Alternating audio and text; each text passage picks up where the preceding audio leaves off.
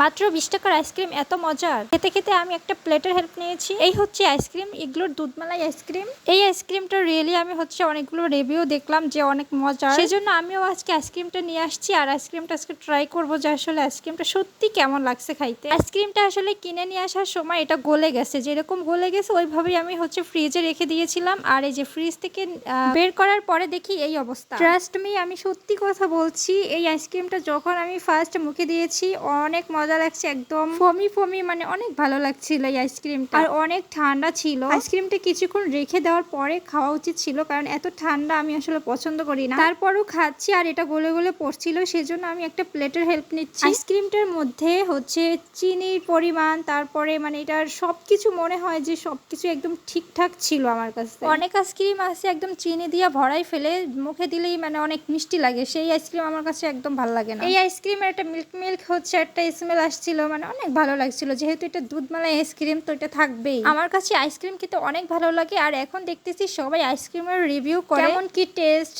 তার কাছে কেমন লাগে। সো এর জন্য আমি ভাবলাম যে আমি তো প্রচুর আইসক্রিম খাই, সো যখন যেটা খাই এখন থেকে ভাবলাম যে ওইটাও রিভিউ করব, আমার কাছে কেমন লাগে জাস্ট সেই। আইসক্রিমের টেস্টের কথা কি বলবো, খুবই চমৎকার ছিল, অসাধারণ। আমার কাছে অনেক বেশি ভালো লাগছে। আর তোমরা চাইলে 20 টাকা খরচ করে এটা অবশ্যই খেয়ে দেখবা যে এই আইসক্রিমটা কেমন লাগছে। আমার কাছে সত্যি অনেক ভালো লাগছে। এই আইসক্রিমটা তোমাদের কাছেও অনেক ভালো লাগবে, আমি শিওর।